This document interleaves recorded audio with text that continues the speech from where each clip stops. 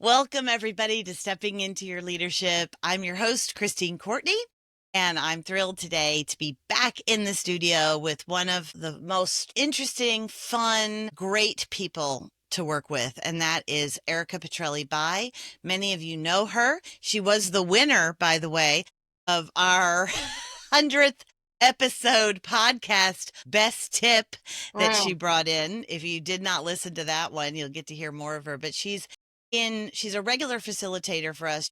She's worked with hundreds and hundreds of companies, thousands and thousands of people. She's one of the best managers I've ever seen. And a little side note, which makes it interesting for today's conversation to me personally, is she was really the first person in our office as a team to start working remotely. And so she was the first example way before COVID or anything, where she kind of had to be a pioneer on this path of remote work and also figuring out how to continue to make connection with all of us and all of her coworkers, all of her direct reports, all of her colleagues in a time where the internet was much less than it is today. In terms of what it could do. But with that, I just want to kind of bring you a little bit into what our topic is today. So I want everybody out there, to think about the last time you felt truly connected at work. Not just productive, not just efficient, but really seen, really heard, really part of something where you felt that your presence there made a big difference in terms of what the outcomes were. Now, you have that thought hopefully in mind. Hopefully you could think of something. Now think about how much of your work today happens through screens, through systems, through increasingly an AI world. And there's a lot of good with that. I am 100% an advocate for using AI to make our lives easier, our jobs easier. But we are starting to feel a little bit of this friction or fear, right? We're living in this moment where technology is accelerating everything, our speed, our output, our access, but there's one thing that we know we can't replicate yet, and that's the feeling of being understood by another human being. Although I do think that my Claude and my ChatGPT try to understand me pretty well, but it is something quite different when it's human, right? So here's the tension that we keep coming back to. As AI gets better, and it does, it keeps getting better at doing our work, the human part of our work becomes even more valuable, right? That's what we're hearing. We're hearing that people need, the better that their paperwork gets and the way that they look on the page, people don't quite trust it. They want to see who you are, who you show up in real life. And so what we want to talk about is, are we investing enough in that at the same pace that we're investing in AI? Are we investing in how we intentionally design our connections? So I am joined by Erica Petrelli-Bayh, who brings such a thoughtful perspective on how we show up, how we connect, how we stand out, especially in increasingly digital and remote environments. So this conversation is about more than connection, though. It's about influence, it's about trust, and what it actually takes to lead and collaborate in a world where efficiency is rising, but belonging might be a little bit at risk. And we're going to try to help that. So, hi, Erica. Hi. So good. So good. Such a great topic for right now. So let's just get your frame for it. Like, when you think about the rise of AI and remote work, where do you see connection maybe getting lost the most? Yeah, it's such an interesting one. And I think there's not an easy answer, and it's not cut and dry or black and white. This is right and this is wrong. This is good and this is bad. So that in and of itself is frustrating for a lot of people. It can be tempting or easy to say, for example, AI is bad, remote work is less effective. And I just don't think that that's true. I think there's a lot of nuances. And I think with intentionality, remote work, for example, can be as connecting and as impactful as in person. You just might have to work a little harder. You have to be more creative. And again, like I said, you have to be intentional with those connections that in the office might come without even any thought because you run into each other. For example, AI is something that can be a helpful and powerful companion to work that you're already doing. But if you let it do the work for you, then it does a disservice to your work and drives disconnection because people don't trust the content that you're putting out because they've lost you in it. So I think we're navigating really complex times where there's neither good nor bad. There's just a greater need for intentional, thoughtful, careful connection and effort. Yeah.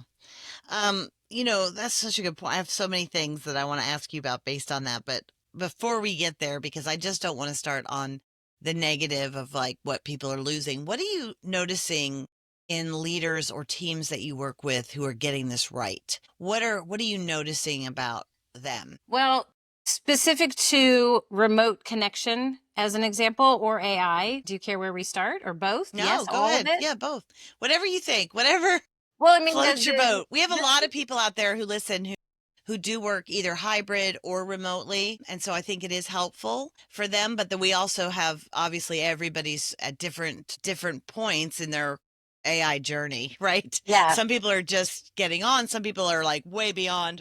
They're creating, bots that are doing, basically assistance for them in their life. yeah. So anyway. Well, I mean, I think that there is the short answer here that the leaders that are doing it well or the teams that are thriving in this uncertainty are the ones that are embracing it as this is the way. And there's a lot of opportunity as opposed to what you just said is as opposed to immediately jumping to, well, this is terrible. This is obviously a problem. And so let's fix the problem with it. So they move right into that mode and that drives the very thing they're trying to avoid, which is disconnection and distrust. So the leaders that are doing it well, let's say in the remote or hybrid landscape, are saying, aha, here's a greater opportunity to get the most out of my entire team because I can be more flexible than I've ever been before in terms of their needs, their geographical location, different scheduling situations. We can actually flex in a way that we couldn't do before the remote landscape was so prevalent, and we can maximize each individual team member's productivity, therefore benefiting the company. The other thing that they're doing well is understanding that remote connection, so a remote meeting, a remote one-on-one, must have the same kind of dynamic that an in-person meeting would have. At an in-person meeting, you're going to start with some casual chit chat and connecting. You might have some music playing. You're going to have these human connection moments that the leaders that are doing it well remotely remember that those elements are really important. So they're going to infuse those in the remote landscape too. As opposed to somebody that's not doing it as well says, we're hopping on a Zoom. Let's get down to business. A, B, C, D. Who cares about your cameras? See y'all later.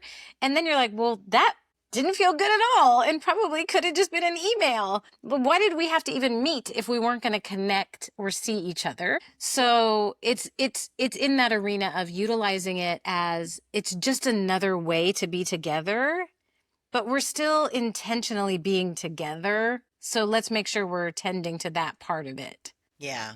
Yeah, it's so true. I mean, when you say that, I feel immediately guilty, right? Because we all do We all versions of are. that because we're busy people and we're like, okay, let's just get, we kind of prioritize efficiency over connection Yeah, often, I right? agree. Often. And I think that might be fine in the short term. I think it is to the detriment in the long term. Mm, Because one or two instances of we're just moving fast and getting stuff done is fine and to be expected in our lives, but repeatedly you start to lose any sort of greater why am I connected to this person, why am I connected to this organization, what I'm doing matter at all, and that kind of sort of silo feeling can lead to isolation or disconnection in a way that's what I think is a contributing factor to people leaving or maybe their productivity diminishing to just enough to get by. What's the bare minimum I can do to be seen as doing my job well? yeah. It's interesting if we stay on this idea of remote work, right? It's interesting because some people are doubling down on that and going completely remotely, saving money on office space or whatever, right? And having their employees work remotely. Others, especially I've noticed a big uptake in the past year, but with a lot of companies are completely bringing employees back to work, right? Or at least it requiring them to be in the office 4 days a week or sometimes 3 days a week now, where that wasn't the case before. And why do you think that leaders are opting for that? Why, what do you think might be that? I know we don't have any I don't research I don't of have a our own, but crystal like, what do you ball. think? But I think one thing that can happen is a leader can, it's a version of panicking, right? How we were successful in the past was we worked in a thriving office and there was a lot of energy and activity, and that model is familiar and has been familiar for decades and decades and decades. And so I want to get back to that known, that comfortable known, a time when we were all in the office and we were productive and profitable and successful, whatever that looks like. So I think it's a default mechanism to say that worked in the past, so that's what we need to do now, which I think is potentially a mistake. It's a very, at the very least, I would say pause and make sure you're thoughtfully considering why you're calling everyone back. Are you calling everyone back because the team works in such collaborative ways that they actually have to be together in the majority of their tasks and projects, in which case being in the same room is effective? Because I need to talk to you and then go talk to that person, and all of the work drives via collaboration and connection. In those instances, it probably does make sense for a lot Yeah. of time in the office. However, if I'm a company where there's a lot of independent work, these things maybe once a week or even once a month we connect. Do they really need to be in the office 3 days a week, or does it just feel comfortable to me as the leader to see them? I would invite the latter to leaders to give maybe second thought to why. What's the greater why? If it's driving productivity in a real way, not in a perceived way, if it's driving productivity in that where we need to work together, so we need to be in conversation, then yes, it makes sense to start to shift back to the in-person model. What COVID did was give us the opportunity to blow that old model up entirely. That was no longer an option. And so, it's always good when old options are taken away from us. We can just go back to the old way when the old way returns as an option, or we can use it as an opportunity to say, I didn't even think we could function without that old model, but look at what we just did in crisis. Now it's a clean slate. What would I craft in the ideal model? And that's why I think there's a lot of hybrid. So I think, That's right. anyway, I think whatever, there's no right or wrong answer, but the wrong way to find your answer is just a default to what's known. All right, so a lot of people can't control this, right? So a lot of people Yeah. that are listening, they're not the decision makers in Yeah. it, but they can control how they connect. And so what's your advice? And let's just stay right now with this idea of either remote or hybrid work.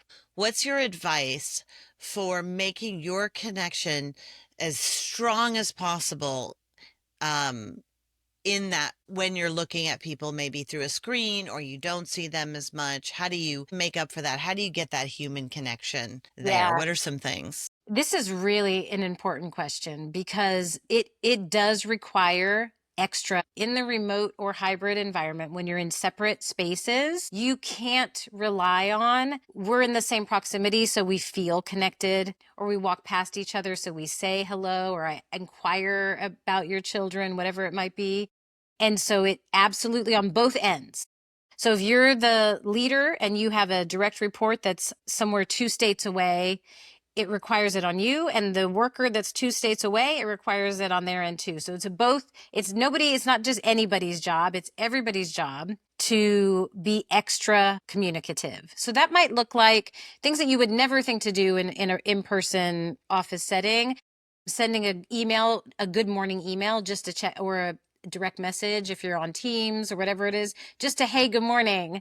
How's your day? Hey, it's a beautiful day. Good morning. It's that thoughtfulness of, let me check in with this person on a random Wednesday. How's the week going? Are you feeling overwhelmed? Do you need anything? So it's pausing to say, what are the things that would normally happen without me thinking about it? And let me actually pick up the phone or DM or email to do those things. If you're a remote worker and you're feeling a little bit like, what's going on? It requires you to check in with your supervisor to say, hey, I want to make sure I'm in the loop.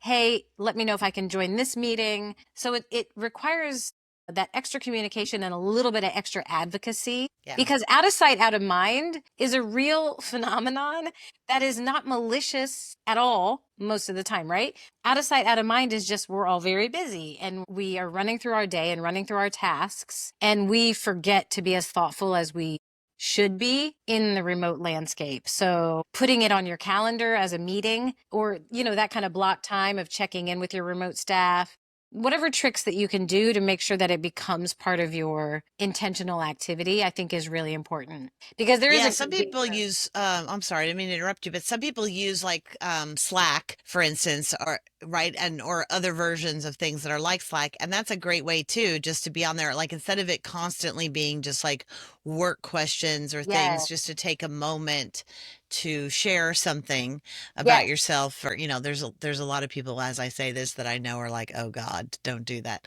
because they feel like their Slack channels are already so full. But it is important. I've gotten those email messages from you in the past, Yeah. and it is nice. Another thing you reminded me of is that I have a woman that works for me, and it's so nice because she is remote, and when she sends me, she'll regularly send me like, this is what I'm working on this week. Here's what I need from you. Oh my God, it's so refreshing, right? Because Yes. we are all busy and we all are Yeah. doing these things, and I think when the person is not in front of you all the time, it's very easy to get wrapped up in the game of eternal whack-a-mole that we're playing with all the other things we have to do, right? Yeah. The That's a other thing I great best noticed, practice. right? Here's what I'm doing. Here's what I might Yeah. need help with. Just letting you know, so you don't have to ask for it, and they can feel like they're proactively keeping you up to date. That's a really good one. Yeah, and just as it also just makes me relax, like, okay, yeah, she's working, she's Yeah. pushing things forward, that I don't have to be worried about this. And so it frees up some of my control, Yes. those centers in your brain that give you a little bit of anxiety around, like, is this happening? That's Yeah. kind of quietly in the background, that can take up a lot of stress, or, help sleep at, you think about it right before you go to bed or something. The other thing I thought was interesting that some of our folks did on our team, and they just kind of reinvigorated it recently, is they call it on Fridays, they do what they call a morning mix. Mm. And somebody puts it up there. It's not run by anybody's boss or anything. It's just open to everybody in the company. Anybody can come or not come. They get on there and they say hello and they share things inevitably, like, whatever's happening in life. But they also work stuff comes up regularly.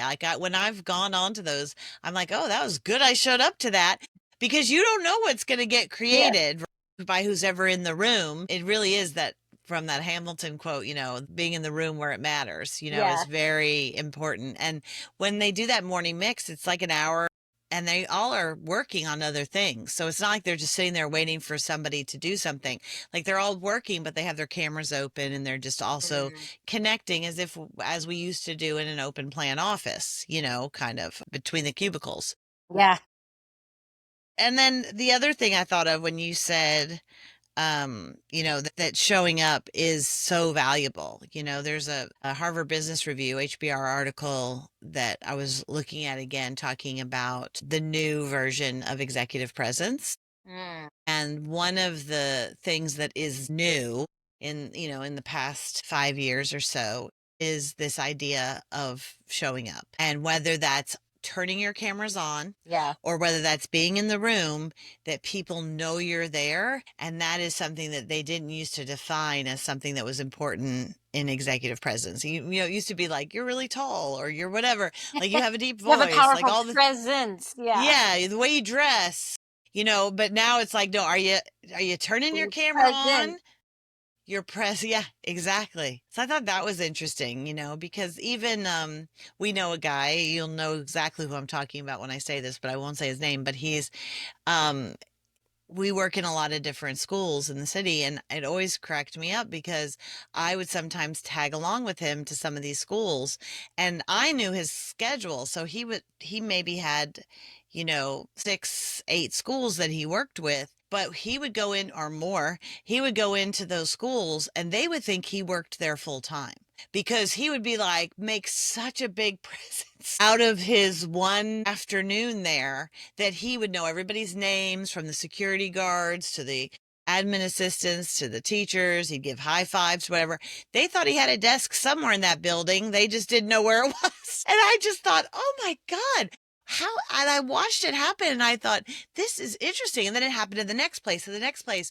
And I thought, what an interesting way to make connection so intentional, so quick, so big that you can kind of make up for time. Yes. Really incredible. It's so important. I think we just continuously underestimate the power of that kind of simple connection. Knowing the name, knowing something about their life, just taking that moment to inquire about their day.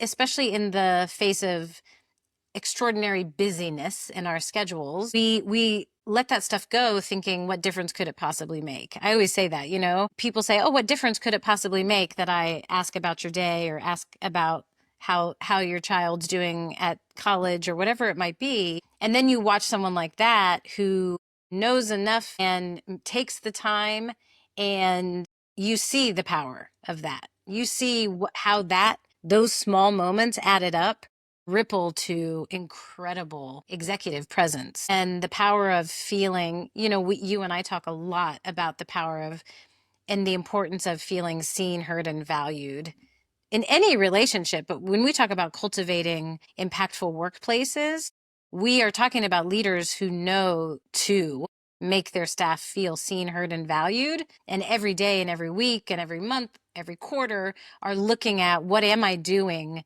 to make that so?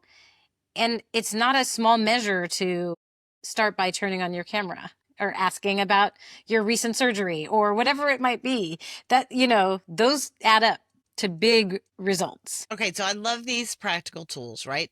So she's giving us some quick connection habits, so to speak, that people can start using immediately. So one is, if you don't have your camera on, figure out a way that you can get your camera on. You can blur out your background, all these things now. These are baby steps to connection. But what are a couple other quick connection habits, so to speak, that people can start using immediately? Well, yes, turn your camera on, particularly if you're the leader. I mean, the rest of the staff, if they're not, have them just say in the chat. I was doing a workshop the other day and a bunch of people, it just happened that it was during a lunch hour, essentially. So a bunch of people were like, so sorry, off camera, grabbing some soup or grabbing my lunch. That's wonderful because you're still engaging in the chat, but especially if you're the leader, for heaven's sake. Or if it's a one-on-one and there's just two of you, turn your cameras on. If you can't have your cameras on, reschedule it for a time when you can. Start all of your meetings with some kind of connection, whether it's a fun connecting question. We have a ton of those that we love, even just a kind of roses and thorns or highs and lows for the day. But make sure you start your meeting with a connection. Make sure you end your meeting with clear and tangible, here's what we decided, here's what I'm going to do, and here's what you're going to do. Here's what's happening next. It's those extras and bookending meetings with connecting first and making sure there's clarity at the end really helps people. You talked about that idea of your staff member who's always kind of proactively updating you, the ease that causes, even if it's an unconscious level of ease. There's not that nagging in the back of your brain. That's true for everyone. At the end of a meeting, they don't want to be leaving being like, is there something I'm supposed to be doing? So in the arena of meetings, there's a lot of impact you can have with very small tweaks in the way you handle your agenda. Handle your agenda, even if it's in your own mind, treat it with the respect. Even if it's a remote meeting, treat it with the respect that it deserves. Yeah. Yeah, I always do this little trick for myself, and that I kind of figure out about how much money is at stake in this meeting in terms of just the people's time. And am I making it enough of value to make up for that time of pulling us together? And if the answer is no, I either need to cancel that meeting or I need to think about how am I going to do that? And sometimes just connecting, right, makes if people feel connected to your organization, they will also stay there longer.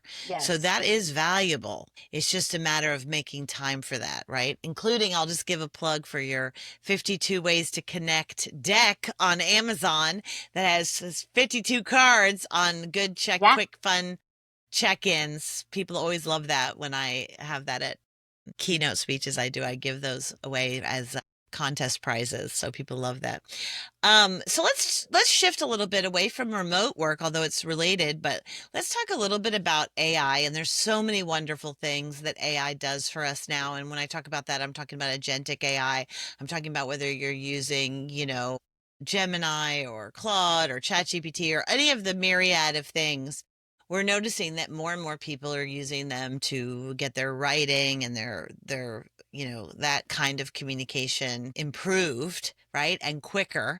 But what do you notice about how do we keep ourselves very human? I'll tell you a funny story. I was working with a client and they said they had all these interns, and they always give their interns every summer a project, and the interns came back to them with the most amazing written work on the project questions, right? Really deep insight, deep research.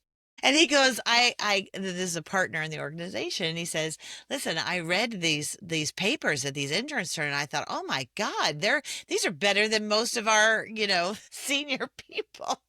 And he said, I called them in to be like, wow, we have a bunch of You're geniuses here. brilliant. You're brilliant. So he brings them in. He goes, wow, this was so insightful.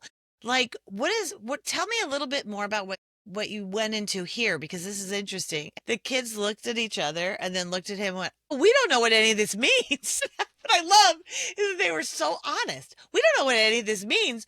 We just I don't went to know exactly. ChatGPT.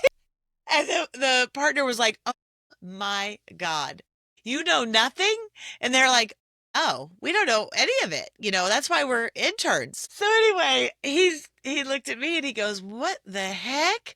Like, I can't have people like that fools you. And I said, yeah, our leadership is going to have to change, because in this world, you cannot always trust that the information that someone's putting out is what is a real indicator of what they actually digest. With many people, it is. With many people, they are just using it to pull together their own thoughts or pull together things. But in some cases, it could also be that. So how do we in this world keep human connection at the forefront, or, any thoughts on that? So many thoughts. First, like even with I said with remote work, it's a futile and wasteful use of our energy to rally against and say this is such a terrible thing and we have to stop it because it's here and it's not going away. So it doesn't, I don't think it behooves us to be like, well, this evil thing. Instead, it's like, no, how are we going to work with it? So to your example, one very obvious place is if you're in the space of education, or in this case, like checking your intern's knowledge, writing is not the way to test that, because writing is going to oftentimes go through the funnel of AI. So if you want to test knowledge, you do that in conversation, and you do that in a critical thinking conversation, and you ask for personal experiences about. I have an online course that I am an instructor of, and that's always my thing of, I want to hear your personal stories, because I don't need you to recite or regurgitate textbook knowledge that you then funneled through AI just to tell me an answer that's correct. That's boring. Forget if it's actually, put aside for a moment that it's not helping you learn. It's just boring. What helps me see that you're digesting the information is that you're connecting it to personal stories, or telling me examples in your own life. And so I think in your partner's case, to get the interns in to be talking about personal experiences, asking questions, in the end, if you're trying to test knowledge, if you're trying to make a flashy, LinkedIn post or flyer, and you just want to sum up something, then sure, let the AI do the work. But even that, I don't know if you've found this to be true, but even that, I found people are being much too lazy, and they are forgetting. From my perspective, you use your artificial intelligence of choice as a creative companion, a brainstorming partner, a way to get bullets, to get, kind of a anchor, and then you put yourself in it. So you begin and you end in the mix. Like you're the start and you're the end. Your artificial intelligence might support you in the middle. And how many posts online, like I won't even read them, because I'm like, nope, it's entirely AI. It's so true. LinkedIn is going to go down if people don't start making their own posts. Yeah. I think LinkedIn is going to go the way of the dinosaur. That is my prediction. It's so boring. You can tell from the start if somebody hasn't. I don't mind if, again, like, use it to support what you're trying to say. Absolutely. If you don't insert yourself in there, and there's so many tells nowadays that are just, My God, there's so many because it's all written the same way. People sound the same. right. And they're so long. And so Yeah. what happens is I see that, I skip it. I don't even read it. And there might be something that's really valuable in there, but I missed it because it wasn't a human, and so I'm not connecting with it. So I think it's I don't think using artificial intelligence is a bad thing, and I don't think it matters if I did think it was a bad thing, because it's here. And I think it's really important that, especially with our younger folks, that we are it's our responsibility to try to help ourselves, but also to help them understand to use their own critical thinking and discernment, to use their own voice and their own examples so that they're using it as a companion, not a replacement. Because otherwise, yeah, it's going to be less and less and less and less effective, because people are like, no, thanks. This isn't you. So why should I care to read it? I know. It's so true. I've been finding that. And I think that that's also true. I think LinkedIn is one place, and I'm starting to see people having the same kind of fatigue, Yeah. a little bit of AI fatigue in terms of like, if other bots are reading the work, great. Yeah. But the problem is we humans have to get through it.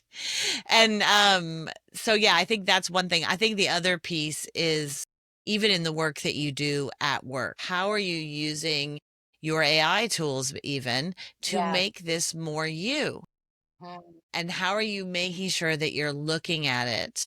I mean, I talked to somebody who they had to fire someone because it was a reviewer, and a reviewer did not clearly watch one of the shows it was supposed to watch. Mm. And there's some reader in some little town somewhere in the world that went, this person did not watch this show. There are things like that you have to understand, like that can happen Yeah. anywhere. And you really have to read what you write, even if it's at work, and because it can make up stuff, but also it is at the very least is it going to sound like you, and at the worst it can be wrong. Right. So I do think there are that's important. Yeah, I And agree. it's not about tricking people. I think it's No. about how does this make people connect to you or not?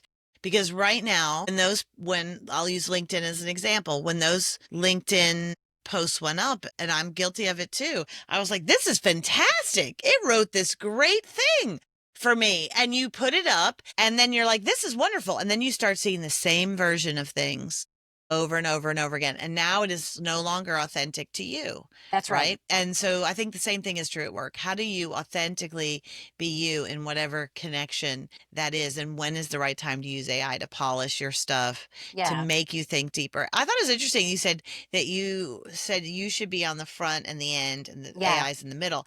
I almost think for me, and I happen to think this might have to do with your working genius, but for me, I sometimes like it on the beginning, and then I'll use it on in the mid. I'll be the person in the middle, discerning it, changing it, stuff like that, and then put it back to them at the end for a polish. Like, here, Mm. can you edit this? I think it depends on where you kind of come in. Are you the person who loves to come up with ideas? Are you the person who likes to discern them? Are you the person who likes to, get it down to bullets? How Yeah. can that AI help you in terms of where you are strong and where you need a little bit of help? But it should be you. I also It's think another way that you said, and I want to hear your thoughts on this, because you said that we can no longer use writing, even educators, as a way to know if someone. Yeah. I don't even think they're going to do college essays anymore. I mean, I think that's going to go the way, because like, Yeah. I think it's going to be all video interviews, Yeah. just like, you know what I mean? It's going to be, and so we're all going to have to present a lot more our thoughts. And I think that's going to put more emphasis on in-person connection more than ever. And by in-person, it could also be remote, but you're Yeah. live in person talking. Any thoughts Yeah. about that? Yeah, I mean, and I think I wouldn't be surprised if you're right. And I was thinking, even with writing, the writing has to happen in the classroom while you're Hmm. like in old-fashioned pen and paper sort of way. Just like, it's such a greater conversation than you and I have any, ability to influence, but this idea of how much has to shift in old systems that simply no longer work with the reality of today. And so much in education is that. And again, in this case, instead of fighting or how many stories have you heard or maybe experienced yourself with the young people in your life of young people actually writing really great stuff and instructors accusing them of using AI and them not really having an ability to, it's a he said, she said. It's a very difficult moment on a lot of different ways. There's those of us that would put in writing that we didn't have anything to do with and let AI do all the work. And then when asked about it, I don't know anything about that. AI just did Yeah. it for me. And then on the other end of that extreme is I actually took a lot of time and thought in this essay, and it's so good that you're questioning whether I actually wrote it. And it's just a really murky area. So we can continue to fight that, or we can say written work is a tricky landscape. And so are there ways to do this differently? In person, conversation, whatever it might be. Yeah, I talked to a leader yesterday. I was in Louisville, Kentucky, and he was telling me that he had a son who was in the workforce, and he was watching him work on some work on his laptop, and he was using all sorts of different AI tools and, going back and forth. And he said, he was retelling me the story, and he said, I told him, I said, stop this. This is crazy. You need to be able to do this stuff on your own. Like, you can't create these bots to do all this stuff. And the kid looked at him and goes, Dad, they want us to do this. It is part of a requirement of our job that we do this. And he was like, all right, what do I know? All right, go ahead. And he looked at me, goes, I got to get some training. And this guy is an owner. I mean, he owns the company, but his son doesn't work at his company. But I was just like, wow, fascinating, right? Because I do think that the best teachers, and we both work in education, like poor teachers, I mean, they really are having to learn this and are held to a much higher standard than anybody on how to do this. And the reality is that the teachers are an education system is going to have to understand that these kids are going to be required and already are required to use these tools in school. So let's start using them within education. But it's hard to do that in real time and still know that you're educating kids, right? Yeah. So And it's funny as you're talking, I'm like, gosh, we've been talking about a version of this for decades, which decades. is not AI, but a version of this, which is we need to prepare our students for jobs that don't even exist right now, and that's Uh-huh. more true than Uh-huh. ever before. The jobs that they'll be doing are jobs that we can't even conceive of in our imagination, or the jobs that we've historically been training them for are jobs that will no longer be available because they're either done by AI or it's so rapidly changing. We've been talking about this That's true. as a reality for When decades. the internet started. When Um, any new thing, we're like, well, we gotta, and so, but I think the answer has always been and remains true that all of us, what we equip humans with is critical thinking and problem solving and collaboration and the ability to work in a team and the ability to have emotional intelligence, which funnily enough intersects us right back with the remote work conversation, because it's not about the technical ability. So in this case, it's not about the technical ability to write a really good paragraph on my own without the help of Claude. It's about my ability to use discernment and to collaborate with humans. And so I think for educators, as much as is in their control, it's the same as with CEOs. Is how am I cultivating environment where my team or my class can utilize those skills, and how am I creating environments where those skills are fostered and I'm not judging them merely on the technical output, for example. yeah. Yeah, great. So what Interesting. are some, as we close up today, because this is obviously a huge topic that we got to keep coming back to, but I love where you just went there with it. How do we give people some quick tips on how to keep that human connection and make it just as strong? And you mentioned some bigger things in terms of, your emotional intelligence, in terms of critical thinking, in terms of like how you get along with people, some of those real team building skills. Yeah. What are some ways that people can grow that within their own organizations? Well, I mean, that's think of the human first and the task second, always. And so, what does that mean for you might be different from what that means for me. But I think if you have that as your guiding question, am I thinking of the human first and not the task first? That's an automatic help because it helps me from getting too busy to remember those connecting moments. And so, and remember the larger why and the overarching goal that we're trying to achieve together, so that we have our eyes on the bigger purpose and picture, as opposed to, again, the like technical, how are we getting there things. I mean, that's not here's an immediate actionable thing, but I think that's an important point in this of how are we connecting as humans towards the greater why, and then getting to the nitty gritty and the logistics and how those get done second. Yeah. Yeah, good point. I would say, I don't know how to do this quite yet, but I think it would be very interesting to look at how much time are you saving using these tools? And with that time savings, can you create some intentional time for human connection? So Mm, whether that's a check-in at the beginning of your day or at the end of your day, whether that's a difference in a meeting where you do an actual team building activity where people in real life have to do some of the things they talk about that they can do in their writing. So can they problem solve something? Can you teach them a decision making matrix? Can you mm, practice I was talking with a sales guy the other day, like, can you practice role playing mm. live in front of people? Can you do, some getting up and presenting? Because I do think that those skills are going to become more and more important within our organizations, and good opportunity to start practicing those now with the time we're saving with Yeah, all these that's a really good idea, bots and everything doing things for us. Erica, thank you so much for coming today. I really do Christine. appreciate you and how intentional you have been with me over the years in keeping yourself in front of me, talking about what you're working on, letting me see you, checking in on me, letting me know how your life is going, asking me about mine. It makes me still feel connected to you, even though we have worked apart from each other for over a decade, well over a decade now. So thank you very much. Thanks, Christine. Bye, everybody. Thanks for listening. Thanks for spending time here on Stepping Into Your Leadership. I'd like to give a special shout out to our podcast producer, Richard Francisco. Check out our notes for any details. And if you want to get anything more out of this, go to our YouTube channel and please subscribe to Leadership Lab TV. If you heard something today, of course, that resonated with you, do something with it. It's all about the choices that you make. It's what you say in conversations, how you show up in a moment. Share this episode with someone who's maybe starting a new job or stepping into a new level of leadership, and try one idea, because it just might create some pretty powerful leadership ripple effects. Until next time, keep stepping in, because the room changes when you do.